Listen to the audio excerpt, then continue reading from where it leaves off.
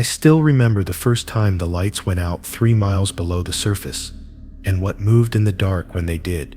We were the only 6 people stationed at Abyssal Node 7, a deep-sea research outpost buried in the side of the Mariana Trench, and we lived by 11 strict rules that kept us alive. I didn't believe in them at first. I was an engineer, not a storyteller. But when I broke one of them, I realized those rules weren't written to keep us disciplined. They were written to keep something else contained. The worst part?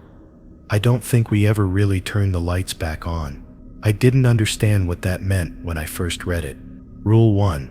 Never attempt to repair a light while the trench is awake. It sounded like something written by a superstitious crewman, the kind of rule that circulates to make newcomers nervous. During orientation, Dr. Harlow, our operations lead, handed me the laminated card with all 11 rules printed in black ink and said, "You'll learn why they exist when you're down there long enough." I smiled, pretending to believe him, but in my head I'd already dismissed it as deep-sea paranoia, like sailors talking about curses on their ships. The first week was a blur of mechanical checkups and pressure gauge readings. Abyssal Node 7 wasn't large. 4 main corridors, a lab, living quarters, and a maintenance bay where I spent most of my hours. The lights hummed with a constant low vibration, steady as a heartbeat. There was something oddly comforting about that hum. Down here, silence wasn't peaceful. It was a warning. When the lights dimmed, even slightly, it felt like the ocean itself was breathing against the station walls. I never admitted it out loud, but I started listening for that hum like a prayer. We lived by routine. Every morning, or what we called morning, the base clock switched to artificial day. We'd eat, log data, and check the external sensors. The sonar picked up nothing but the shifting of silt and the occasional metallic echo from the trench walls. On the 7th day, the first light failed. It happened over Corridor C, near the observation window. The glass looked out into a black, so deep it swallowed the reflection of your own face. When that light went dark, the corridor seemed to stretch longer than it really was, as if the shadows pushed the walls outward. I grabbed my toolkit and told the crew I'd handle it. "Don't," said Harlow from the control room, his voice crackling through the intercom. "We wait until it sleeps." I laughed, thinking he was joking. "What? The trench? Didn't know water needed a bedtime." No one laughed back. The channel went silent. For a moment, I stood there, holding my tools, staring down the dim corridor. The emergency lights flickered red for a second, then steadied. I could have sworn the reflection in the window changed, as if something else had been standing there beside me, darker than the dark behind the glass. I told myself it was fatigue. 7 days underwater does strange things to your sense of depth and space. I went back to my quarters and tried to sleep, but the hum of the lights had changed.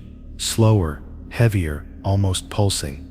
Around what must have been 0300, the power stuttered. Every light blinked twice, then held steady. Over the intercom, someone whispered, "It's awake." The voice was female, but we only had one woman on board, Dr. Keene, and she was asleep in the bunk across from mine.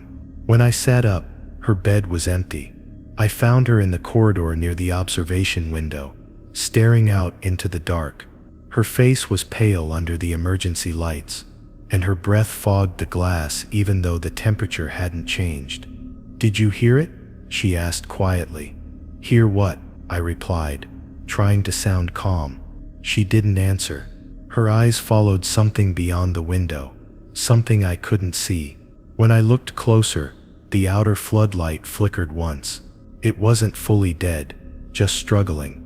Every time it blinked on, I thought I saw movement far beyond the glass, something huge, slow, and deliberate, drifting upward from the trench floor. The others gathered behind us. Harlow's voice came again over the intercom, this time sharper. "Step away from the window. Nobody touches that light." His tone left no room for argument. I watched the faint silhouette outside tilt slightly, as if turning toward us, then the light failed completely. plunging the view into total darkness. I felt pressure against my chest, the kind that comes before a panic attack, but deeper, like the ocean pressing through the walls. We retreated down the corridor together. Harlow sealed the section and cut external power to the observation bay. For the next 12 hours, we stayed confined to the central hub. Nobody slept. The station felt heavier, as if gravity itself had changed. Occasionally, the structure creaked, the metal expanding, contracting, sighing under stress, but sometimes it didn't sound like the metal at all. It sounded like something brushing against the hull. It's just the current, I told myself. The deep pressure flow. But we all knew there were no currents at this depth. The water here was too still, too cold. By the next artificial morning, the emergency systems flagged a full outage on Corridor C. I told Harlow I could fix it if I rerouted power through the maintenance bay. He just shook his head. Not yet, wait until it settles. I wanted to argue, but something in his face stopped me, a kind of quiet terror that didn't belong to a scientist. The hours dragged. The sonar kept pinging, but there was no return signal.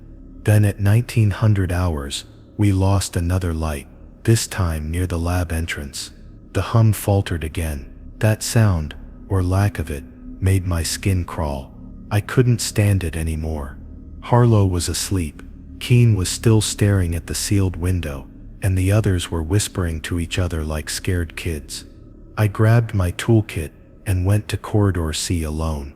The red emergency glow barely reached past 10 feet, so I had to rely on my handheld torch. When I stepped into the corridor, I felt the temperature drop, a kind of cold that wasn't natural. My breath came out thick and slow. The torchlight wavered as if the air itself was moving. I reached the light panel, unscrewed the casing, and started checking the circuits. For a few seconds, it was just me and the faint hum of machinery. Then something pressed against the glass behind me. The sound was deep and wet, like a slow heartbeat. I froze, turned my head slightly, and saw nothing. I tightened the final bolt, and as soon as the light flicked back on, I wished it hadn't. The reflection staring back at me wasn't mine. It was distorted, pale, and smiling. I stumbled backward, dropping my tools. The light above me began to pulse rhythmically, almost like it was breathing with the same tempo as that thing outside. When I ran back to the control room, Harlow was waiting. He didn't yell, he just said, "You fixed it," while it was awake. I wanted to argue, but the moment he said it, the lights across the station began to dim one by one, like candles snuffed out by unseen hands. The hum was gone completely. In its place came a low vibration from below, deep enough to rattle the glassware in the lab. Harlow whispered something I could barely hear. "Now it knows your name. The rest of the night is a blur." The base went into lockdown, and we huddled near the core generator, listening to faint scraping sounds moving beneath the floor panels. The backup monitors flickered, showing bursts of static mixed with impossible shapes, long thin appendages, and something that looked disturbingly like an eye reflecting the station's emergency lights. I kept thinking about Rule 1, never attempt to repair a light while the trench is awake. I understood it now. The lights weren't just for us. They were boundaries, lines we weren't meant to cross. And when I broke that boundary, something on the other side finally saw me. By the time the power stabilized, 2 crew members were gone. Their bunks were empty, but their boots were still on the floor. The sonar picked up faint rhythmic pulses from outside, matching the tempo of my own heartbeat. Every time the lights flickered, I thought I saw a face in the reflection, pale, smiling, waiting.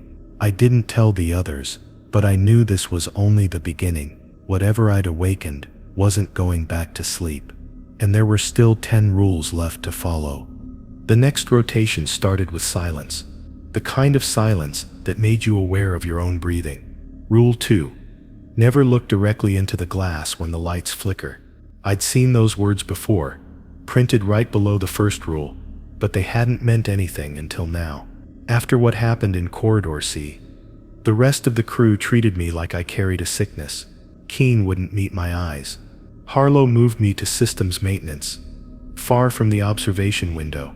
No one said it out loud, but I could tell they blamed me for the hum disappearing. Without it, the base felt hollow, like something vital had been cut out of its lungs.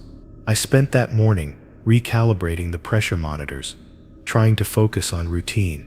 The numbers were steady, but the vibrations beneath the hull hadn't stopped. Every so often, I felt a faint tremor, as if something brushed against the station's outer plating. The readings never showed anything. The instruments said we were alone. The human body said otherwise. I found myself counting my steps, keeping rhythm with the faint mechanical pulse of the station, desperate to remind myself I was still human, still separate from the ocean pressing in around us. By midday, Harlow called for a systems check in the observation corridor. I didn't want to go back there, but orders were orders. The replacement lights I'd installed were still burning, steady white glow cutting through the murk outside. For the first time since the blackout, the hum had returned. Not the comforting thrum we knew, but a distorted version of it, as though playing through waterlogged speakers. Harlow's voice crackled in my earpiece. "Keep your eyes down if they flicker." I wanted to ask what that even meant, but his tone made me stay quiet. Keen followed behind me, carrying a diagnostic tablet. She hadn't spoken to me since the incident, and even now, she kept her distance. When we reached the observation window, the exterior lights pulsed once. The glass was thick, 5 layers of composite, rated for impossible pressure, but it looked fragile just then, like the faintest touch would crack it. Keen stared at the glass longer than she should have. "You feel it too, don't you?" she asked. I said nothing. She lifted her hand toward the surface, and before I could stop her, the light outside flickered. For an instant, the corridor filled with reflected light, the kind that made shadows crawl across the walls like veins. I turned away instinctively, remembering Harlow's warning. Keen didn't. She froze mid-motion, eyes locked on the window. Her tablet slipped from her hand, clattering to the floor. I caught her shoulders and shook her, but she didn't blink. Her pupils had widened until almost black. Then she whispered something that made my blood turn cold. "It's looking back." I dragged her away from the window, back toward the junction. The light steadied, the hum faltered, and she gasped like someone waking from a nightmare. Harlow was waiting at the control panel. When he saw her face, he didn't ask what happened. He just exhaled, like this was something he'd seen before. "That's why we keep Rule 2, never look directly into the glass when the lights flicker. The flicker means it's moving." His words sank into me like lead. I wanted to ask what it was, but Keen started trembling violently, whispering that her reflection was still moving behind her eyes. We sedated her. Harlow recorded a note for the log: psychological stress response due to hypoxia, but he didn't believe it any more than I did. He told me to get some rest, but I couldn't. The corridors felt wrong, stretched somehow, as if the light itself bent the walls when it pulsed. I lay in my bunk, counting the seconds between flickers from the emergency strip lighting. 2 minutes and 40 seconds between each one. I tried to convince myself it was just power cycling, but each pulse seemed to sync with my heartbeat, slowing it down until it hurt. At 0300 hours, the power fluctuated again. The backup generators kicked in, and the whole station dimmed to a sickly blue hue. The intercom popped once, then a voice whispered through the static, "Come back to the window." I froze. It wasn't Harlow, it wasn't Keen, it was me. My own voice, soft and tired, but definitely mine. I grabbed the flashlight, telling myself it was just a feedback glitch. But when I reached the junction, the observation corridor door was open. It shouldn't have been. Harlow had sealed it after Keen's collapse. The moment I stepped inside, the floor vibrated beneath my boots. Dust drifted from the ceiling like snow. The lights began to flicker again, rhythmically, on for 3 seconds, off for 2. I counted under my breath, forcing myself not to look toward the glass. Every instinct screamed, that something was waiting there. The hum came back, deeper this time, resonating through the air until my ribs hurt. I wanted to leave, but something wet glimmered on the floor ahead. It was a boot print, human-sized, filled with seawater. The lights flickered again. I turned toward the reflection before I realized what I was doing. For half a heartbeat, I saw my own face in the glass, except it wasn't mine. The reflection smiled, even though I wasn't. The lights blinked out completely, plunging everything into total blackness. I backed away, bumping into the control console. Then the power surged back, flooding the corridor with harsh white light. The reflection was gone, but the boot prints led deeper, toward the sealed bulkhead. I heard movement behind me, slow, deliberate. I turned, expecting Harlow, but no one was there. The hum rose to a steady vibration, high-pitched now, almost electrical. Then the observation window began to frost over, lines of ice forming intricate web-like patterns from the inside out. That shouldn't have been possible at this depth, with internal temperature regulation. I ran back toward the main hub, but halfway there, Keen's voice came through the intercom again, flat and calm. "It's awake again." When I reached the hub, Harlow was watching the monitors. Static filled half the screens, but one showed the exterior camera feed, or what was left of it. The floodlights outside pulsed weakly, illuminating fragments of metal drifting through the water. Something huge moved just beyond their reach. Its shape was indistinct, but I could see a glimmer of light reflecting off its surface, like dozens of tiny eyes. Then the feed cut out. Harlow turned toward me, pale. "It saw you." The next few hours passed in fractured bursts. The air felt thin, the gravity wrong, as if the entire station were tilting toward the trench's pull.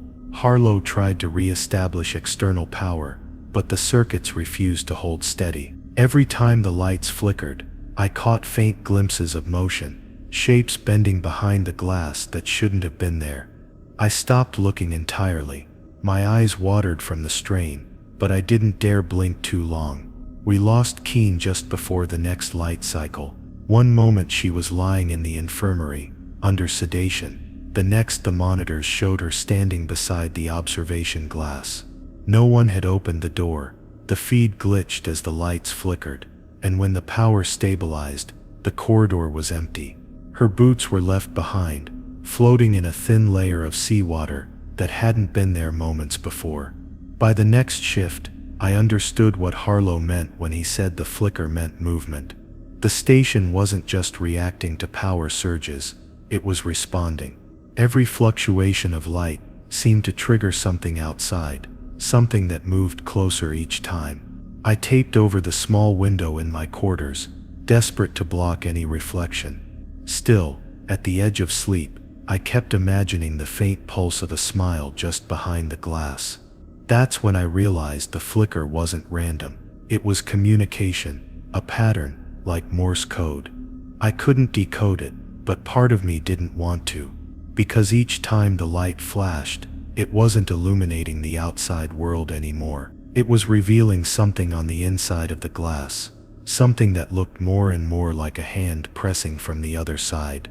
When the lights finally went dark for good, Harlow didn't even try to fix them. He just whispered, "Let it sleep." I wanted to believe him, but I could still feel the cold spreading through the floor, creeping upward like fingers tracing their way toward me. Somewhere in the dark, the hum began again, steady, patient, and far too close.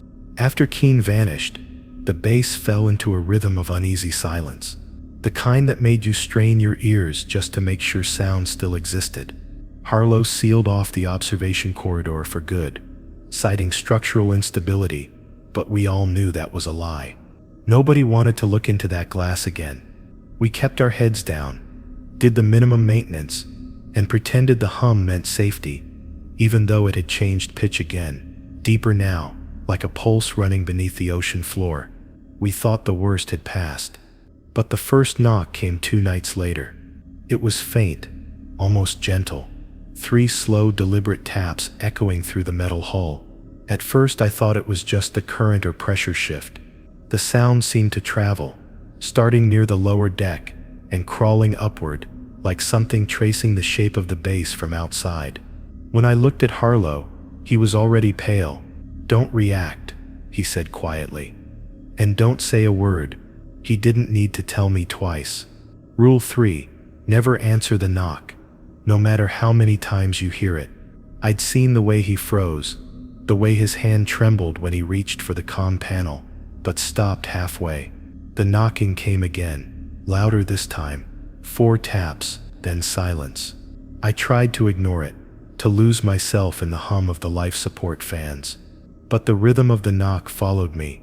3, then 4, then 5, as if it was learning. By the 3rd cycle, it was coming from the corridor walls, the airlock door, even the vents.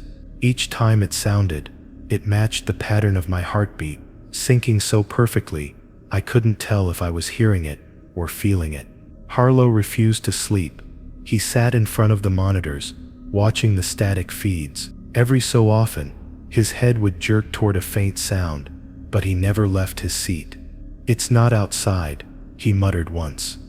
"It's between." I didn't ask what he meant. I just kept my distance, listening to the slow taps that seemed to circle the base like a predator testing the walls. On the 4th day, the knocking changed. It came from my bunkroom door, one sharp knock, then another, precise, human. My stomach clenched. I told myself it was Harlow, but when I looked at the hallway camera feed, the corridor was empty. Still, the knocking continued, softer now, like fingers dragging across metal. Then came the voice. "Let me in." It was Keen's voice, hoarse, tired, exactly the way she'd sounded before the flicker took her. "It's cold," she whispered through the comm. "Please, just open the door." I stared at the intercom speaker, frozen. Her tone was desperate, trembling. She sounded alive. My hand hovered over the release switch. For a split second, I almost pressed it. Then the lights dimmed, and the hum faltered. That sound, that breathless pause before something changes, returned. And from the other side of the door, I heard it again. The faint, deliberate rhythm, tap, tap, tap. I stumbled back, heart pounding. The voice changed tone. "You shouldn't make it wait," it said, quieter, now almost playful. Then the knocking moved, from the door to the wall, then the ceiling, then somewhere far down the corridor. It wasn't coming from one place anymore. It was everywhere at once. I didn't sleep that night. Harlow didn't either. We sat in the control room, backs to the walls, the emergency lights painting everything in a sick red glow. Around 0300, the knocks returned, not gentle this time, but heavy, angry. The sound rolled through the base like thunder, shaking the water pipes and rattling the tools in their racks. Then something new joined it, a low rhythmic scraping, as if claws, or hands, were dragging along the outside hull. Harlow slammed his fist against the console. "It's testing us," he said. "It wants an answer." His voice cracked. I realized then that he was crying, not out of fear, out of exhaustion. He'd been fighting whatever this was longer than I had. I wanted to ask how long he'd known about the knocking, but before I could, a new sound interrupted us. A single heavy pound against the main airlock door. It echoed through every corridor like a heartbeat. Then again, louder, and again, and again. The whole base trembled. Dust rained from the vents. The control room lights flickered, threatening to die. The hum beneath our feet went silent, replaced by a deep, resonant vibration that made my bones ache. Then the pounding stopped. A moment later, the intercom clicked on by itself. Static filled the room, then a whisper came through, one that made every hair on my body stand up. "You left me behind." The voice wasn't Keen's anymore. It was mine. The intercom clicked off. Harlow finally moved. He stood, went to the control panel, and manually cut the comms feed. His face was ashen. "It's copying you now," he said, voice trembling. "That's how it starts. Once you hear your own voice, it knows you." We spent the next few hours sealing every door we could. No matter what we did, the knocking followed us. Faint, rhythmic, intelligent. Sometimes it came from beneath the floor, sometimes from behind the bulkhead. Sometimes it stopped for hours, tricking us into believing it was gone, but it always returned. The next morning, Harlow was gone. His bunk was empty, the door to the main hatch wide open. The external camera showed nothing, just the slow drift of debris in the abyss. But as I replayed the feed, I saw it at timestamp 3:17. He paused at the hatch. Then he looked directly into the camera, smiled faintly, and said something I couldn't hear over the static. A second later, he opened the door. The log registered no pressure loss, no water breach, just silence. That night, I heard the knock again. This time, it came from behind me, inside the control room. 3 deliberate taps. Then my own voice whispered from the darkness. You know the rule, never answer. But it was already too late, because when I turned, the lights flickered once, and something was standing by the glass. I didn't even realize my reflection was gone, until the emergency lights faded to that dim red glow again. The figure that had appeared near the glass, the one I swore I saw, was just a ripple, a distortion in the reflection. Or so I told myself. The glass was 30 centimeters thick and reinforced to withstand miles of pressure. But somehow it looked softer that night, as if it could breathe. I kept my distance, knowing what Harlow used to say before he disappeared. The glass doesn't just show you what's inside. Sometimes it shows what's waiting outside. When I first read the list, Rule 4, never stare into the observation glass after the lights dim, I laughed. It sounded like superstition, like something the last crew added for drama. But after Harlow vanished, and the hum in the walls went silent again, the station felt wrong. The air was too still, too heavy. I found myself drawn toward the observation chamber, despite every instinct telling me not to go. That section had been sealed since Keen's disappearance, but the automatic locks had failed. Another system glitch I should have fixed days ago. I didn't want to go in, yet something about that silence called to me. The kind of silence that isn't empty but full, like it's waiting to be filled by something else. When I entered, the first thing I noticed was the cold. The temperature had dropped nearly 10 degrees, frost gathering around the bolts and seams of the glass. My breath fogged in front of me. Beyond the glass stretched only darkness. No movement, no light, and still, I felt watched. At first it was subtle, just a trick of the eyes, a hint of movement in the reflection that didn't match my own. I blinked, leaned closer. My reflection blinked slower, too slow. My heart started to hammer in my chest. I stepped back, forcing myself to break eye contact. That's when the hum returned, faint, distant, coming from somewhere deep below the station. It pulsed through the floor like a heartbeat. The glass began to tremble, ever so slightly, and I could see the faint distortion of something large moving in the blackness beyond. Then, the lights flickered again. Not a full outage, just a quick pulse that left streaks of afterimage behind my eyelids. When the light returned, the reflection had changed. I was still there, but behind my reflection, faint and barely visible, stood another figure. Its outline was human, but wrong. Too tall, the head tilted slightly to one side, as if curious. My throat tightened. My first instinct was to radio the control room, but static answered. The systems were online. It just wouldn't transmit. I turned to leave, but froze mid-step. From the corner of my eye, the reflection moved. It didn't follow me. It reached. A hand, pale and distorted by the glass, pressed against the surface from the other side. The fingers were long, jointed in the wrong places. I stumbled back, knocking into a console, my breath shallow.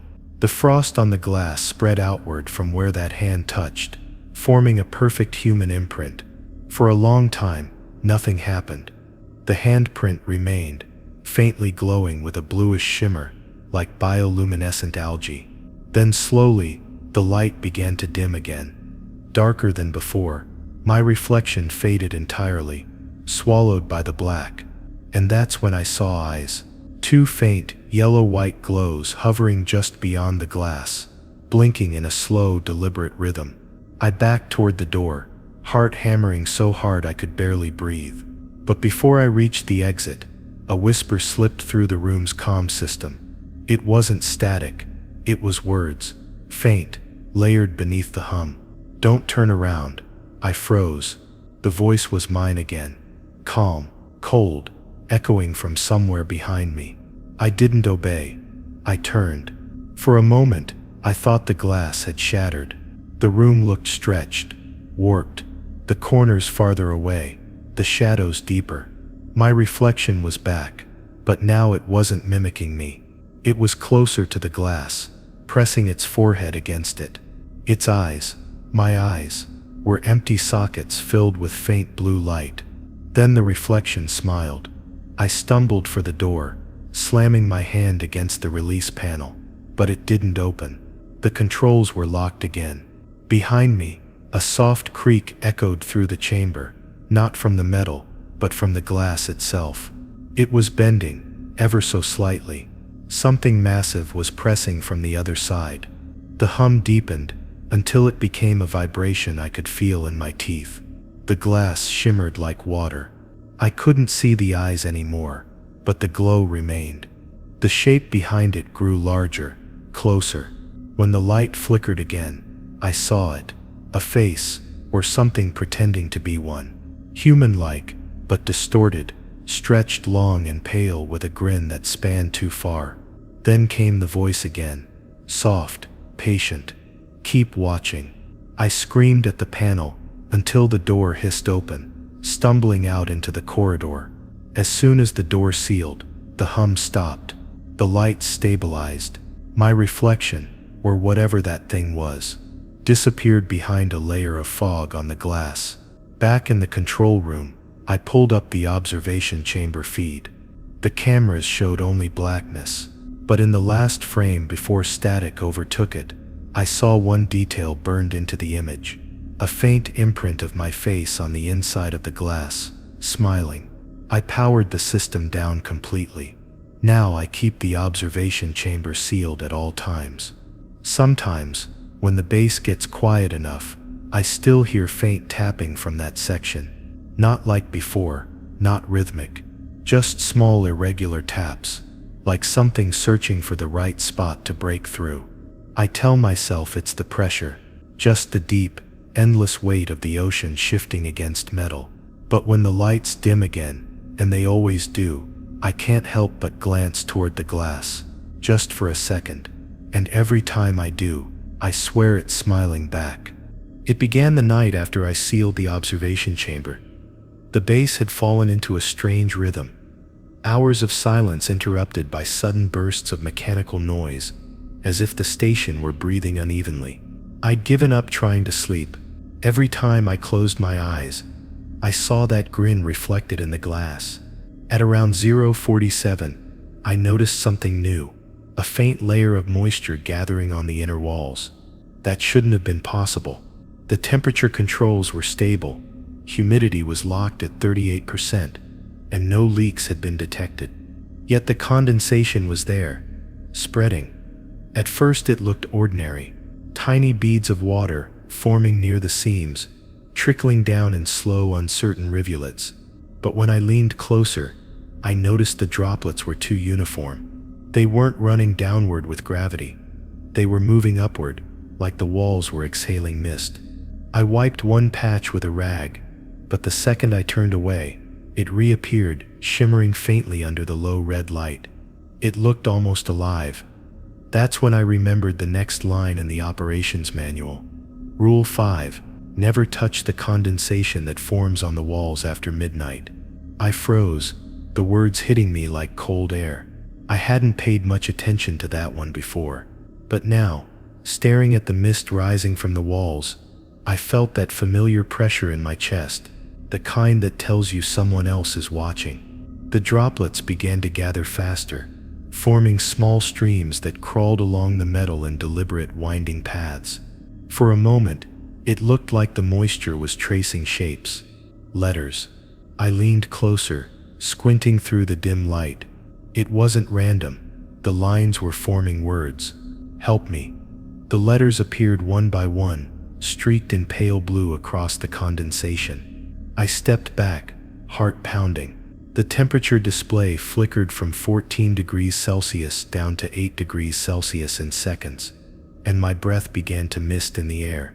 I ran to the control panel to shut down the circulation pumps, thinking a coolant line had ruptured, but the diagnostics read clear. Everything was stable. Still, the words remained on the wall, now glowing faintly, like bioluminescent plankton caught in glass. Keen? I whispered, not realizing I'd spoken her name aloud. The condensation reacted immediately. The droplets pulsed once, in rhythm with my voice. Then the letters began to change, distorting as if smudged by an invisible hand. The new message formed slower this time, dripping upward instead of down. Don't answer it. My stomach twisted. I didn't understand. Don't answer what? The hum returned then, vibrating faintly through the floor. The light above me dimmed to near darkness. That's when I heard it. Faint at first, then louder, a wet, dragging sound, moving through the ventilation shafts. It wasn't mechanical, it was organic, like something thick and heavy sliding across the metal ducts, breathing slow and shallow. The condensation spread faster. The walls glistened like they were sweating fear. I took a step back, but my shoulder brushed against one of the damp panels. The moment my skin touched it, pain shot through my arm, sharp, electric, freezing. I yanked my hand away, gasping. The patch of skin had gone completely numb, pale as frostbite. I stared in horror as a faint imprint of my fingertips appeared on the wall where I'd touched it, glowing the same blue as before. Then the whisper came. You shouldn't have touched it. It was right beside me. Not through the intercom, not through the ducts, in the room. I turned, scanning the shadows, but there was nothing there. Only the faint mist curling off the walls like smoke. The whisper came again, this time from behind. It knows your warmth now. I backed into the corridor, pulse hammering. The air felt thicker there, heavy with moisture. Condensation covered everything now. The ceiling, the floor, even the viewport glass. Droplets slid across surfaces in unnatural patterns, merging and splitting like they were moving with purpose. I ran to the nearest locker, grabbed a thermal scanner, and pointed it toward the wall. The readings didn't make sense. The metal wasn't cooling, it was warming. The heat wasn't coming from the inside, it was seeping inward from beyond the hull. A sound echoed from deeper in the station. A soft, rhythmic patter, like dripping water. But there were no leaks, no ruptures. The sound grew louder, closer, until I realized it wasn't dripping at all. It was footsteps. Wet, slow, deliberate. They echoed against the floor plates, approaching from the observation corridor, the same sealed section where I'd seen the reflection. I killed the lights and pressed myself into the shadows. My breath came in short bursts. Through the faint glow of the condensation, I saw a silhouette appear at the far end of the hallway. It was tall, slightly hunched, its body glistening with that same phosphorescent blue sheen. It stopped for a moment, its head turning side to side, like it was sniffing the air. Then slowly, it lifted one hand, a long thin arm, with skin that shimmered like water, and pressed it against the wall. The condensation reacted immediately, forming ripples that spread outward from its touch. The creature stayed perfectly still, listening. Then it turned, directly toward where I was hiding. I bit down on my lip to keep from gasping. The air temperature dropped another 3 degrees.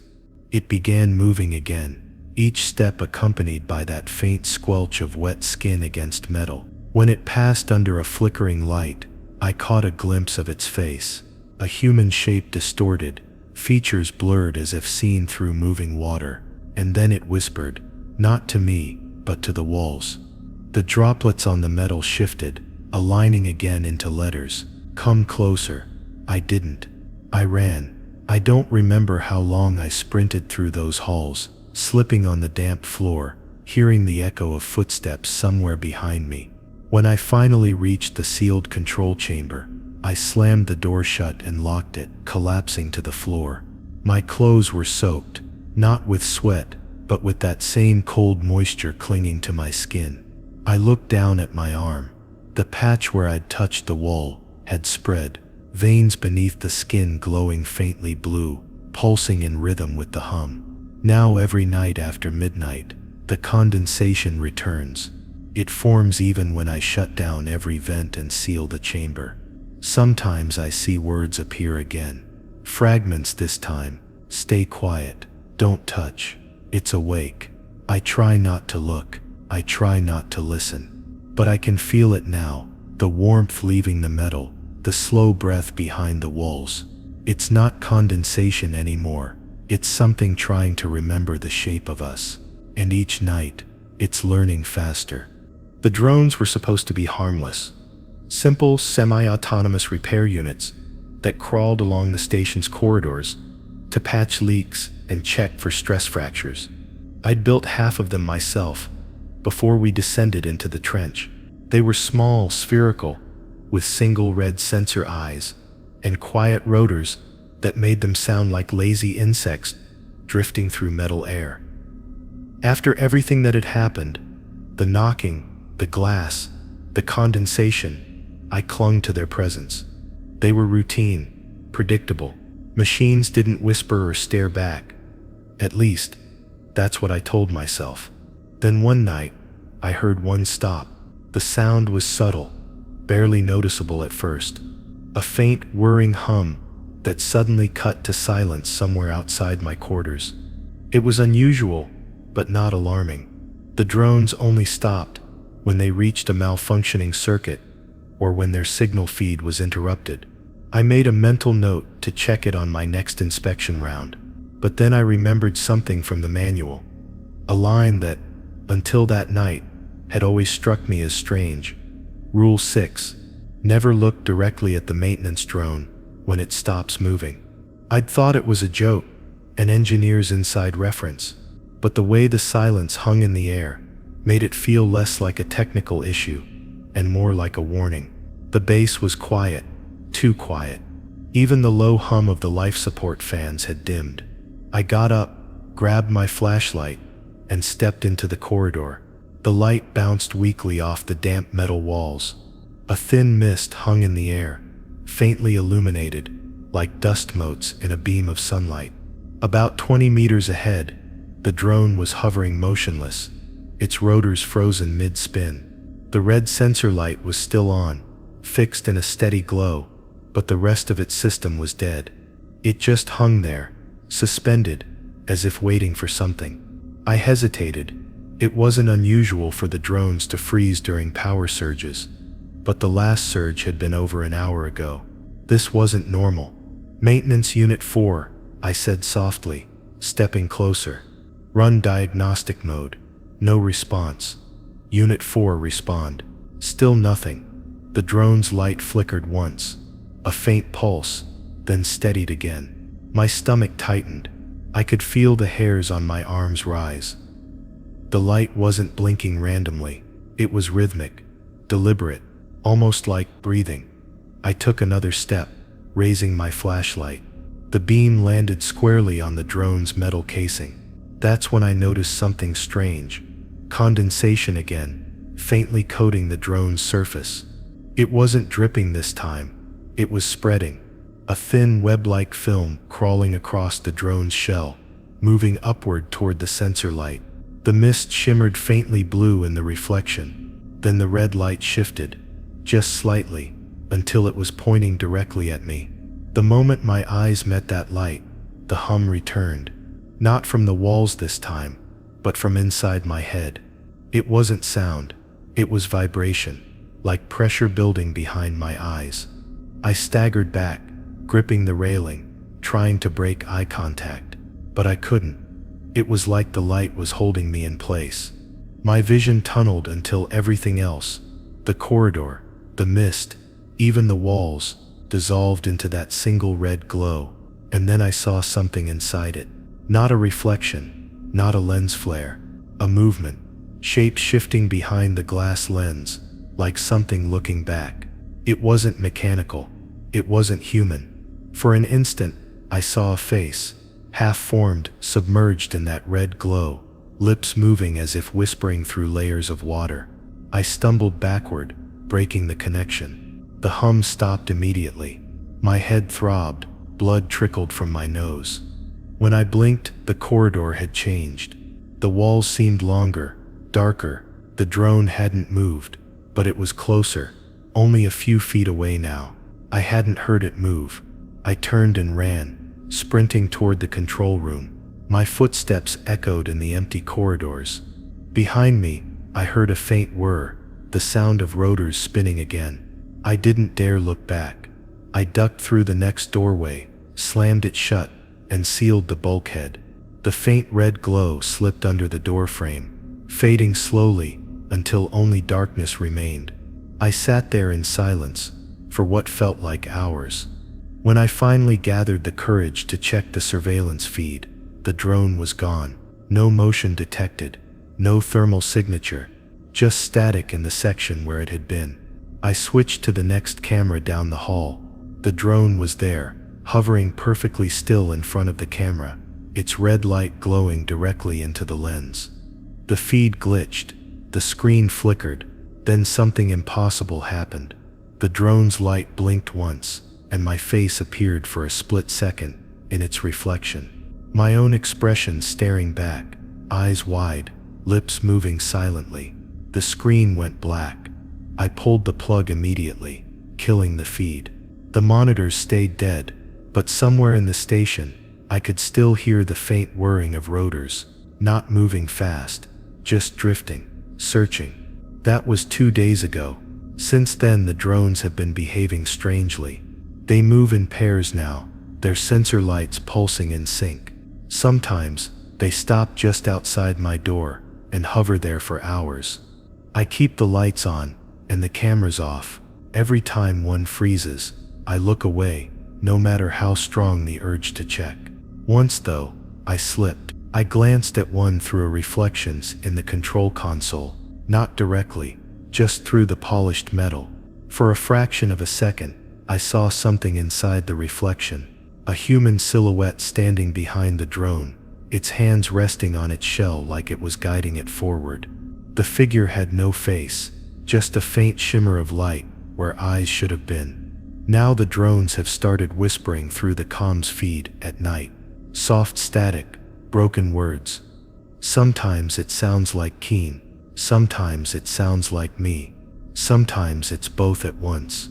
I haven't looked directly at one since. But last night, when I was drifting into sleep, I heard the faint whir outside my cabin door. Then a voice, mechanical but almost gentle, said, "You shouldn't have looked away." The red glow bled through the narrow seam beneath the door, pulsing slow and steady, like a heartbeat waiting for mine to stop. It started after Keen disappeared. The command log said he was conducting an external inspection, checking one of the failed generator conduits near the lower hull. He'd done it dozens of times before.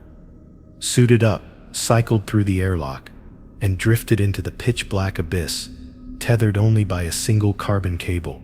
But that night, he didn't come back. His radio went silent 12 minutes into the dive. We searched for him for hours, scanning sonar, thermal, even acoustic returns. Nothing, just static. Eventually, the command issued an incident freeze, standard protocol, and locked down the outer hatches. That's when Rule 7 became more than just a line in the manual. It became survival. Never follow the lights outside the station. At first I thought it referred to the submersible beacons, small blinking markers we used for navigation. But that night, I saw the real reason behind the rule. It was around 0300. I was in the control deck, logging the power fluctuations caused by the drone's malfunctions. The rest of the crew had turned in, the corridors silent, except for the low hum of water pumps. Then the external cameras flickered, just once, before stabilizing. On the south viewport feed, where there should have been nothing but endless black, a faint glow shimmered in the distance. Blue-white, pulsing softly. It was moving. I leaned closer. The light was about 50 meters out, drifting slowly from left to right. At first I assumed it was one of the marker buoys that had detached from the upper platform. But the buoy lights didn't move like that. They didn't sway. They didn't blink in rhythm. Curiosity got the better of me. I switched to a closer camera. The light darted slightly, almost like it reacted to being observed, then froze. My heart skipped. For a brief moment, the light expanded, glowing bright enough to reveal a silhouette, a human shape. It was faint, like a projection cast through moving water, but I could swear I saw a diving suit. Keen's. He was out there. I called it in, my voice trembling. Command, I've got a visual. Possible survivor near grid 6.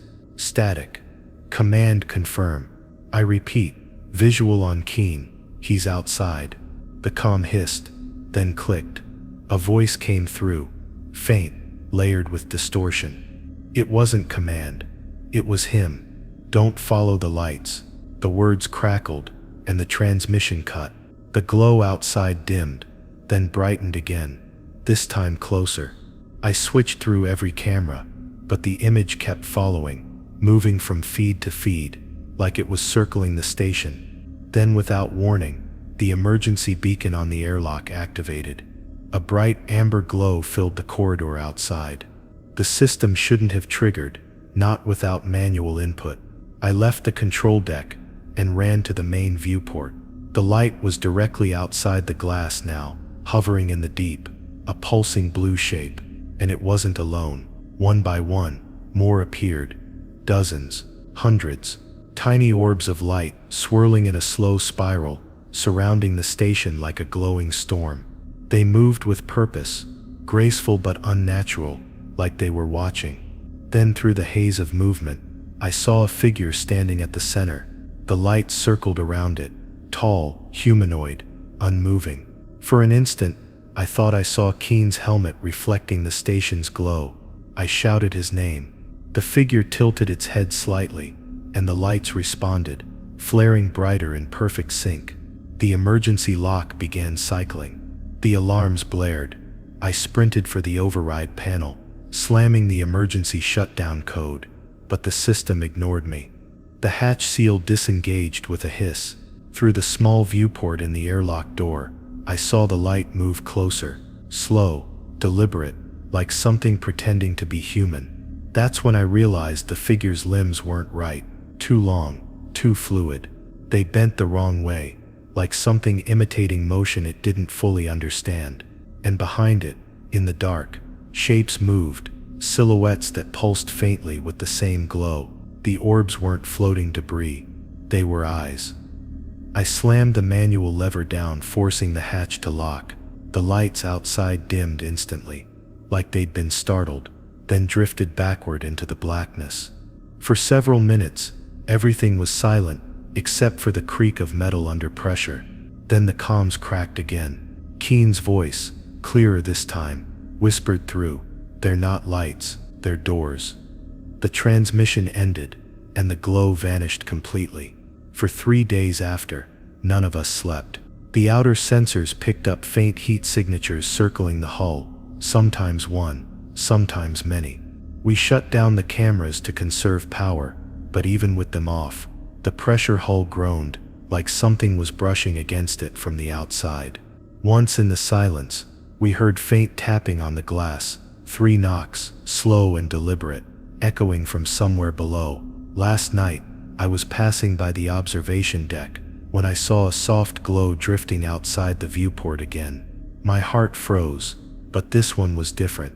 It wasn't blue-white, it was amber, the same color as the suit beacons we wear. I told myself it had to be a lost marker, or maybe just a reflection from inside.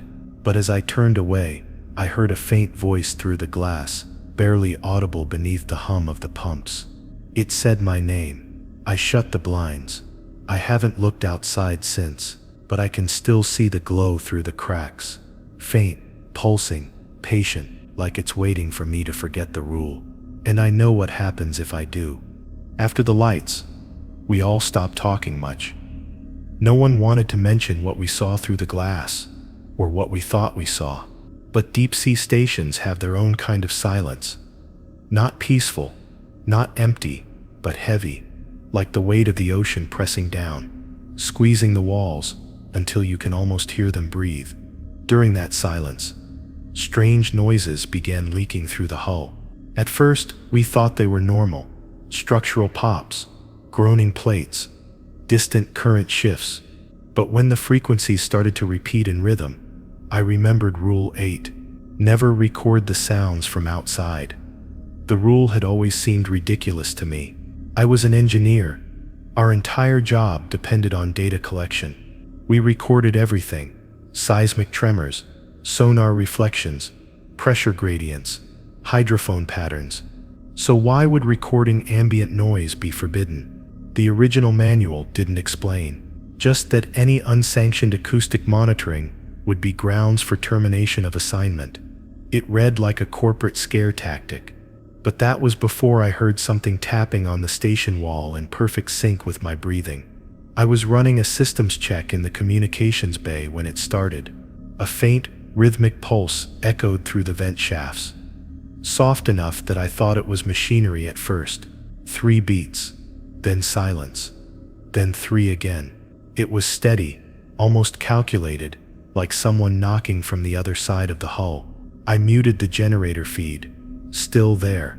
The pulse vibrated through the floor, climbing into the soles of my boots.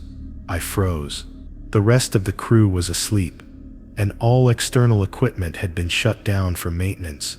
There shouldn't have been anything moving out there. The sound recorder on my desk blinked red, motion activated. It had turned itself on automatically when the vibration started. Against my better judgment, I pressed record. The pulses grew louder, resonating through the walls, and something beneath the station began to stir. A deep, hollow groan that didn't sound mechanical. It sounded alive. "Don't," Rhea said from behind me. I hadn't even heard her come in. She was pale, her eyes hollow, her hair still damp from the shower. She pointed to the recorder. "Turn that off. I just want to know what it is," I whispered, my voice trembling. "You don't," she said flatly. "That's not the ocean you're hearing." Before I could respond, the frequency spiked. The recorder hissed, its display flickering with static. Through the white noise, a low hum began to form, distant at first, then rising, warping, stretching until it resembled a voice. It didn't sound human. It was fragmented, layered, like multiple people whispering underwater. I couldn't make out the words, but there was a rhythm to it, something deliberate. Reyes slammed her fist on the power switch, cutting everything off. The hum stopped instantly. For a moment we just stood there, listening to the sudden silence. Then a faint echo answered back, from outside the hull, the same pattern, the same tone. It was mimicking what we just played. Reyes grabbed the recorder and shoved it into a containment locker. "That's how they find you," she muttered. "Who?" I asked. She didn't answer. Over the next few days, more of us started hearing it. Faint murmurs in the vents, low tremors beneath the floor. At first, we blamed fatigue, but then the recordings started activating on their own. Even unplugged, the devices would blink red, their screens flickering with ghostly waveforms. We destroyed 3 of them, but somehow the logs reappeared on the main terminal, files labeled only with timestamps we didn't recognize.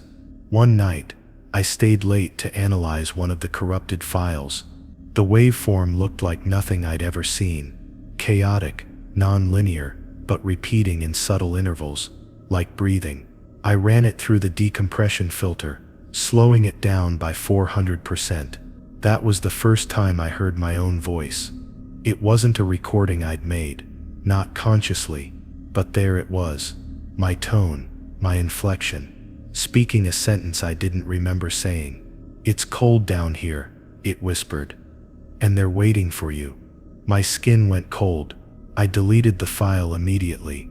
But when I checked the console the next morning, it had reappeared, duplicated 12 times across different drives. Each version was slightly different. In some, the voice laughed. In others, it answered itself. Reyes confronted me after the third night. "You didn't stop recording, did you?" she asked, her voice shaking. "I deleted everything," I said. "You can't delete what's outside," she replied. Later that evening, the tapping returned, louder now, insistent, like something testing the hull. The vibrations rippled through the floor, sending tiny ripples across the water pooled near the vents. I unplugged every microphone, every sensor, but the noise didn't stop. It followed me through the corridors, matching my steps, pausing when I did. I ended up in the main observation bay, drawn by some irrational urge to see. The glass was pitch black, reflecting only my face. Then faintly, a shimmer appeared, like ripples of bioluminescent blue, swirling beyond the window. The tapping shifted to a low guttural hum that seemed to vibrate through the air itself. My chest tightened. That's when I realized the sound wasn't traveling through the water, it was traveling through us. Reyes found me hours later, staring blankly at the viewport. She didn't ask what I'd heard. She just handed me a strip of duct tape and pointed at my ears. "Seal them," she said. We spent the rest of that night in silence, the low hum vibrating faintly through the walls like a distant heartbeat. The next morning, 2 of the recorders were missing from storage. We searched every compartment, every locker, they were just gone. But at 0300, the intercom came alive on its own. No warning, no command signal, just that same low pulse. Then slowly, my voice whispered again, distorted and cold. "It's cold down here, and you shouldn't have listened." Now I understand why Rule 8, never record the sounds from outside, exists. Some noises aren't meant to be captured, because when you do, something starts listening back, and I think it's learning our language. By the time Rule 9 became relevant, half of the crew barely spoke anymore. We'd learned to avoid discussing the things we'd heard, or the lights that appeared where none should. But the ocean has a way of making you look. It tempts you with silence, with the illusion of stillness. Every time I passed the main observation deck, I felt it pulling me closer. The glass stretched floor to ceiling, a transparent wall between us and the abyss, reinforced to withstand thousands of pounds of pressure. Beyond it was nothing, or at least it should have been. Yet somehow I always felt like something was on the other side, waiting for me to notice. I had always thought the rule was about hallucinations, that the mind plays tricks in low light and isolation. After all, no one really explained what after midnight meant down here. We didn't even have true night, just artificial rotations based on surface time. Still, everyone followed it religiously. The deck lights automatically dimmed at 0000 hours, and anyone caught near the viewport after that risked being reassigned topside. But that night, I couldn't sleep. The hum from the walls had become a steady rhythm, like a pulse under the metal. I told myself I just needed to check the readings one last time before turning in. That was the lie I used to justify walking toward the glass. The deck was empty, silent, except for the low drone of the life support system. The soft emergency lights painted everything in faint red, turning the walls into dark veins of shadow. As I approached the viewport, I could feel a static charge in the air, faint but constant, like the atmosphere itself was alive. The glass stood ahead of me, massive and still, reflecting my shape in ghostly detail. I hesitated at the edge of the platform. My reflection seemed off, the proportions slightly wrong, the shadows deeper than they should have been. Then, without realizing, I took a step closer. That's when I saw the first flicker of movement behind the reflection. It wasn't much, just a faint ripple, as if something had brushed past the other side of the glass. I leaned forward, squinting, trying to focus through the dim light. The station's floodlights outside were still off. We'd shut them down after the incident with Keen, so there shouldn't have been any visibility. beyond a few feet. But as my eyes adjusted, the darkness began to move. It wasn't like an object, more like a shadow pretending to be one. I froze. The shape pressed closer to the glass, distorting slightly with the pressure difference. My breath caught in my throat as I realized it was aligning with my reflection, mirroring me, down to the smallest twitch. When I lifted my hand, it lifted too, but a fraction slower, as if it was learning the motion rather than reflecting it. Its head tilted, again, almost right, but the face was wrong. The features were there, arranged in the same order as mine, but the eyes were too deep, too black. I stumbled back, the sound of my heartbeat drowning out everything. The lights flickered, and for a second, the reflection disappeared, replaced by the thing behind the glass, staring directly at me. Its face stretched in a slow, soundless grin, then the power surged back, and it was gone. I told myself I'd imagined it, that fatigue was messing with my perception. But when I turned to leave, I saw something that made my stomach drop. My reflection was still smiling. I didn't remember smiling. I ran. My footsteps echoed down the corridor, each step too loud in the confined metal space. I didn't look back until I reached the hatch. When I did, the glass was empty. Or maybe I just wanted to believe it was. I slammed the door shut and activated the automatic locks. The sound of metal grinding filled the silence. Then faintly, through the intercom system, came a soft, wet scrape, like a hand dragging slowly across the outer surface of the glass. The next morning, I found Reyes sitting in the control room, staring blankly at the sonar feed. She looked exhausted, her skin pale under the flickering light. "You looked into it, didn't you?" she asked without turning. "I thought I saw something," I admitted. She finally faced me, and her eyes looked bloodshot, ringed with sleeplessness. "It's not seeing you back, that's the problem," she said.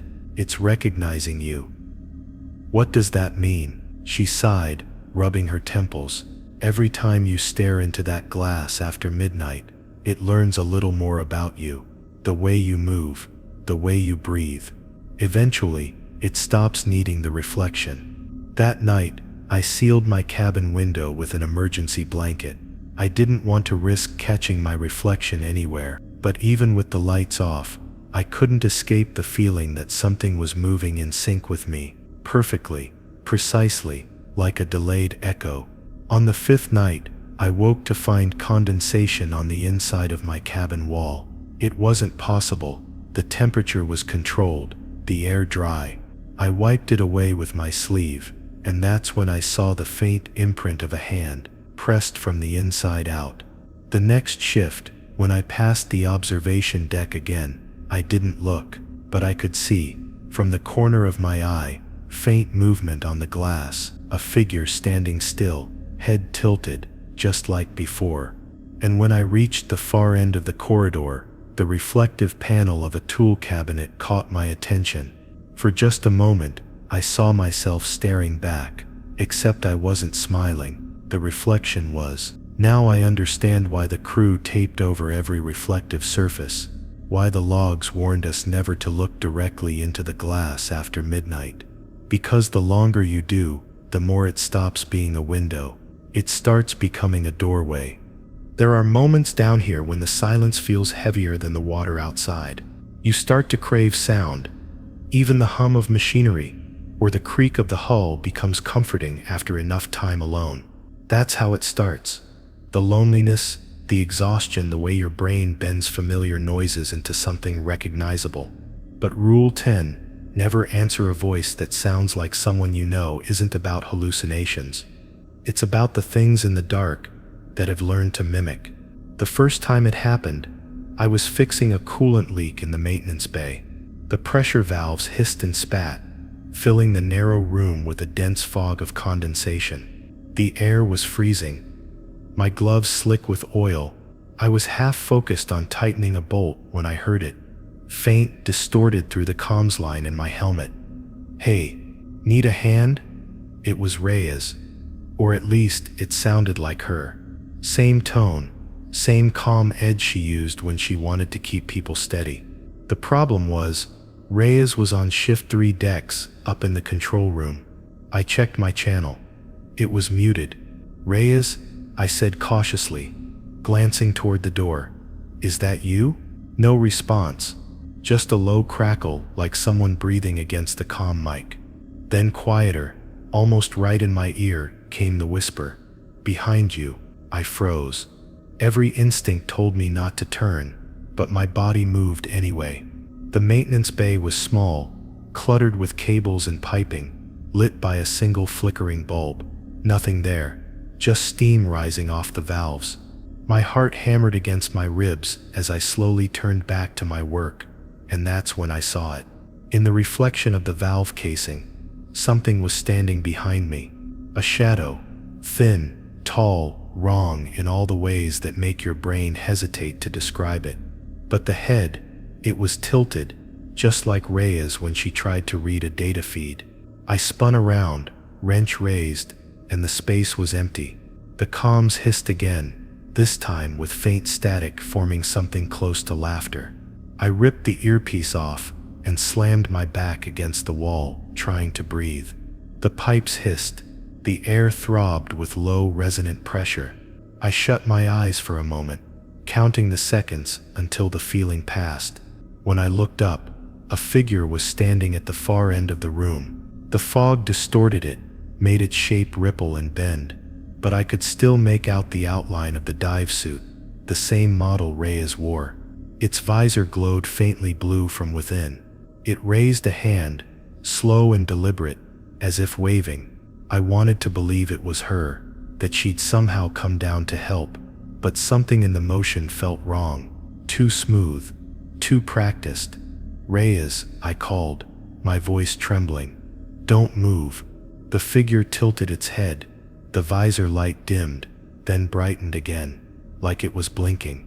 Then, in perfect imitation of her voice, it said, "I told you not to follow the lights."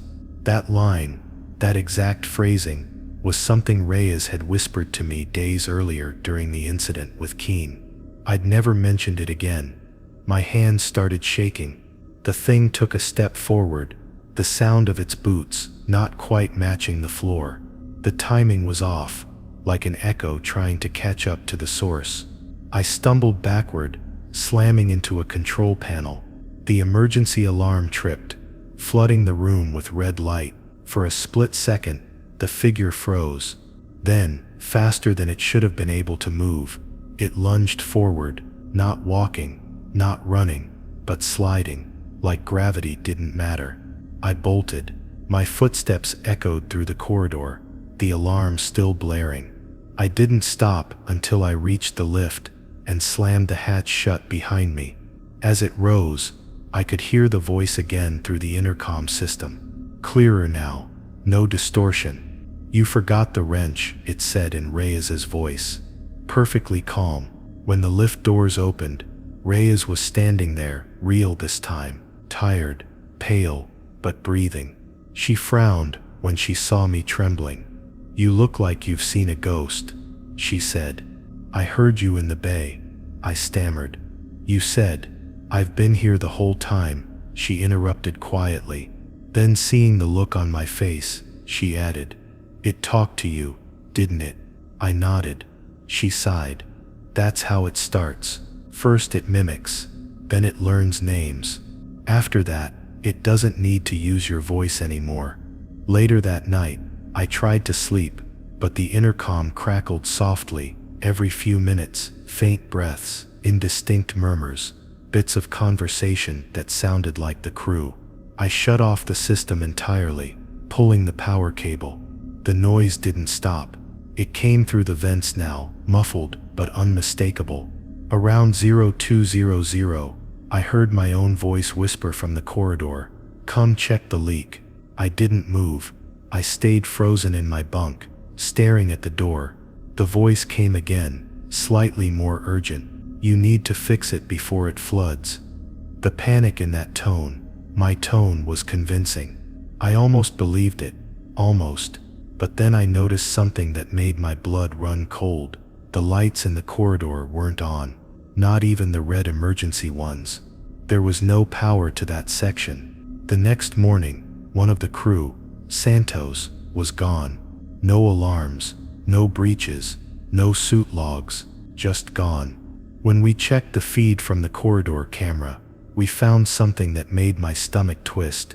He'd left his cabin sometime after 0200, walked straight to the unpowered section of the base and opened the bulkhead door.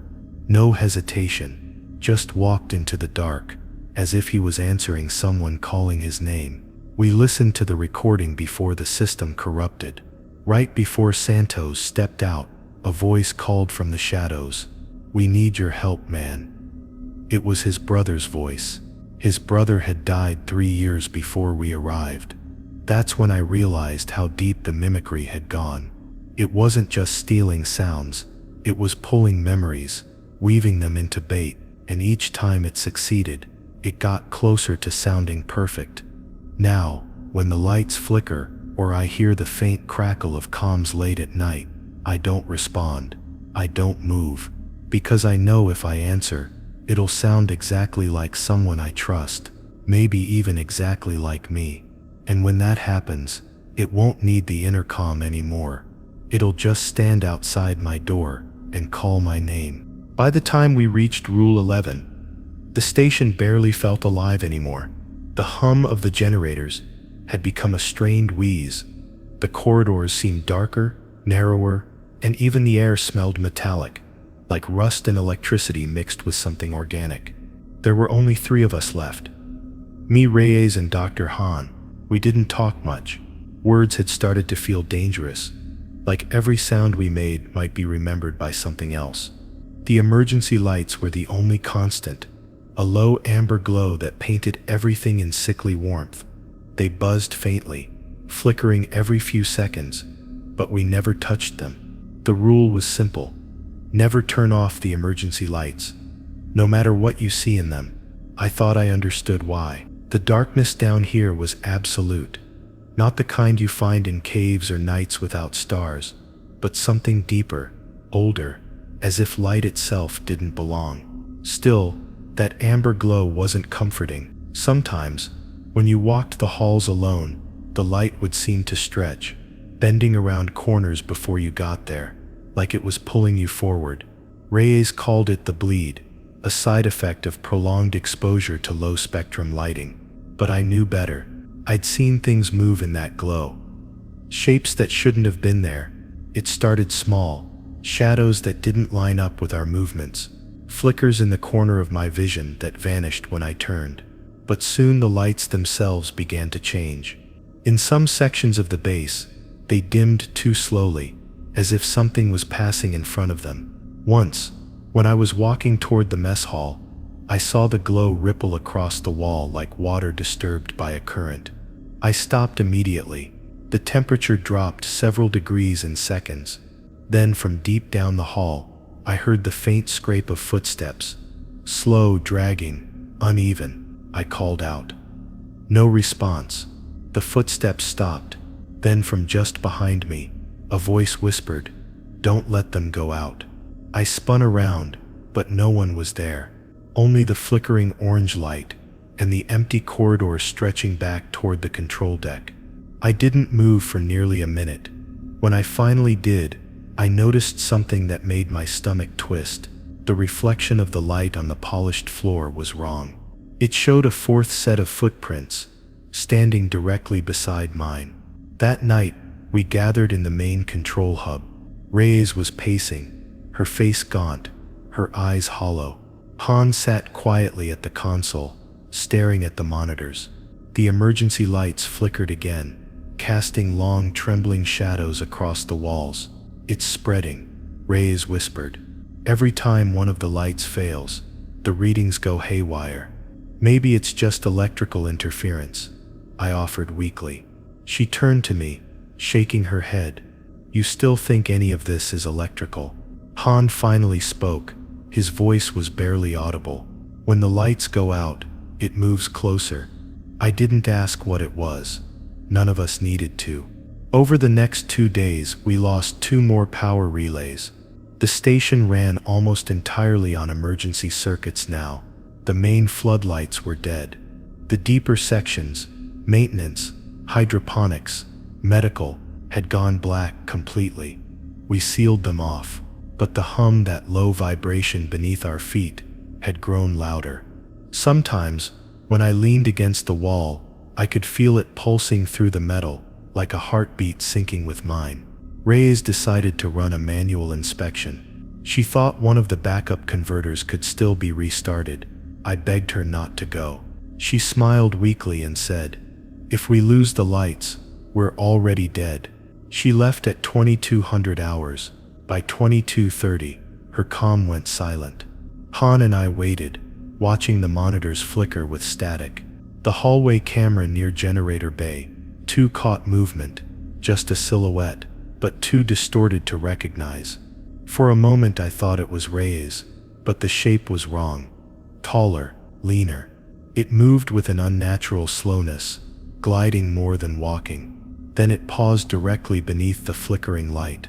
The bulb above it pulsed 3 times, then went out. The feed cut to black. We waited. Minutes passed. Nothing. Then faintly, the hallway lights on our level began to dim. The hum grew louder, pressing into my skull until I thought it would split. Han stood up suddenly, panic breaking through his calm for the first time. "We have to cut the circuit," he shouted, running toward the main panel. "Don't," I warned, remembering the rule. He didn't listen. His hand closed around the breaker switch. For one brief second, everything went dark, and then the station screamed. It wasn't sound, not in the normal sense. It was pressure, vibration, movement, all at once. The walls buckled, the floor groaned, and I could feel something sliding against the outer hull, something massive. I stumbled, trying to reach Han, but he was gone. Not pulled, not dragged, just gone. When the lights flickered back on, the breaker was untouched, but the floor beneath it was warped, dented inward like something had pressed a hand through the metal. I spent the next few hours barricaded in the comms bay, every light flickering around me. The hum didn't stop. I could hear movement through the walls, slow, deliberate, circling. At some point, the intercom activated by itself. A faint whisper crackled through, layered and distant. "You shouldn't have looked, you shouldn't have listened, but you did." I didn't answer. I just stared at the nearest light, praying it wouldn't die. The glow trembled, dimmed for a heartbeat, then steadied again. I could almost swear I saw a shape move inside it, a dark silhouette trapped behind the glass, twisting like smoke. The hum faded slightly, replaced by a low rhythmic clicking. Then from somewhere down the corridor, I heard Reyes' voice. "It's okay now, you can come out." Every part of me wanted to believe it. I almost stood, almost. But then I remembered the way her visor had glowed when the mimic wore her face. I remembered Rule 10, and how close I'd come to answering something that wasn't her. So I stayed perfectly still. The footsteps outside stopped at the door. Then slowly, the light above me began to fade again, not flickering, but dimming, like something was swallowing it from the inside out. My breath hitched. I whispered under my breath, "Stay on, please stay on." The glow brightened for just a second, and I thought I saw a handprint form inside the bulb, 5 long fingers pressing outward against the glass, before fading away. The light steadied. The door remained closed. I don't know how much time has passed since then. Maybe hours, maybe days. The comms are dead, and the hum has finally stopped. The station is quiet again, too quiet. One of the lights near the hatch flickered a moment ago, just once, then again. Now it's pulsing steadily, almost like it's breathing.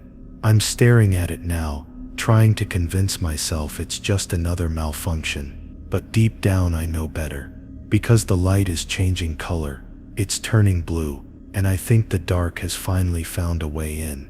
If you enjoyed this story, like, share, and subscribe for more.